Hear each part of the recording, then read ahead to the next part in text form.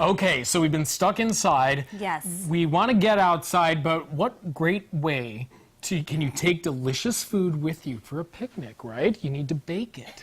Create fun family memories, right? Anna Carrera is like the expert in this. Yes, of course she is. Joining us now in the ciKitchen, guest chef Anna Carrera with a funfetti recipe, Matt. I told you earlier, sprinkles. There's a lot of sprinkles. I went shopping with Joe last night and he helped me pick these out. There are several different shapes and assortments. Oh, dinosaurs even? There will be so many sprinkles. Oh my goodness. So Nice. what are we making? Okay, I call this...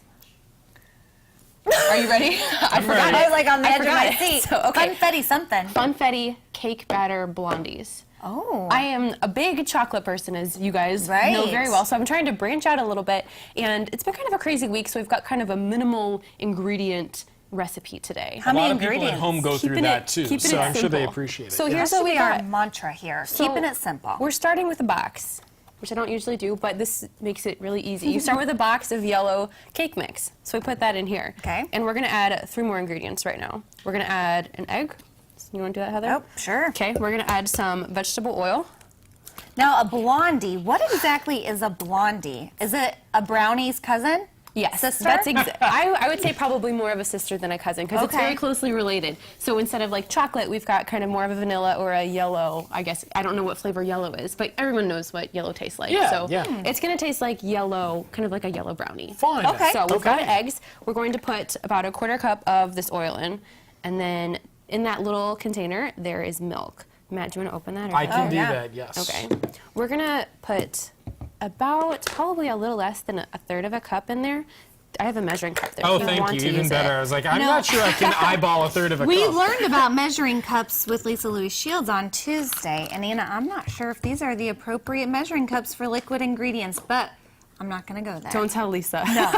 Exactly. Okay, so we're gonna mix this all up really well, and the last ingredients we're probably gonna add are sprinkles, and white chocolate chips. But here's the thing that I've learned when baking with sprinkles.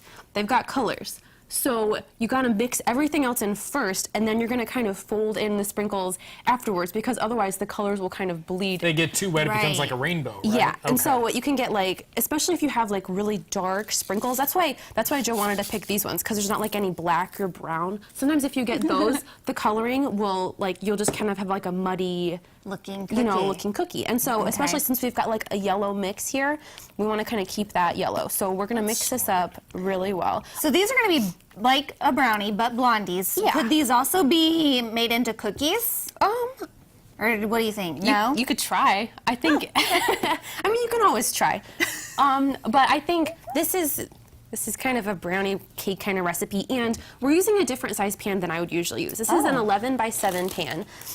Usually I would use like a 13x9 or something, but if you use a 13x9 with this, it gets really thin. So these are going to be kind of thick because they're brownies. So your typical cake mix, but we're not adding as much liquid and stuff in it, and it's not going to rise as much either. Okay. So because of that, we're using a smaller pan. We've already sprayed it, and we've got the oven. That's the thing where we're going to Yep, put it that inside thing to bake. back there. Yep, we've got that set at 350 degrees. And did you come up with this yourself?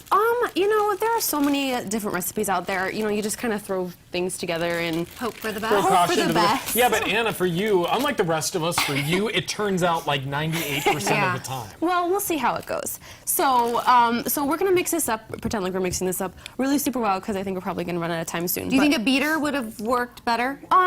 Maybe. Maybe. Well, I do know from my experience, you don't want to overmix. Yeah. Lumps are okay. Yeah. So I think we'll you're do that, okay. and then we're Interesting. gonna put in about half a cup of sprinkles, and then you can show you what was gonna happen after that. Wait, overmixing is a thing? If you overmix it, it gets like really yeah. liquidy and thin, and you want to keep it. And I just sit there and like affects the watch whole- TV and do this for like 30 No, minutes. no. And like, oh, oops. It affects the consistency of your. No, but now I do. Now you know. So, hey, we're going to get these perfectly mixed blondies coming back when we check in with Anna in a few minutes. If you want to check out a recipe right now, you can make this with us. Head over to CILiving.tv. Well, have you ever wondered what it takes to make authentic moonshine? Why you don't have to go too far south for this delicious drink. And it'll be a slice of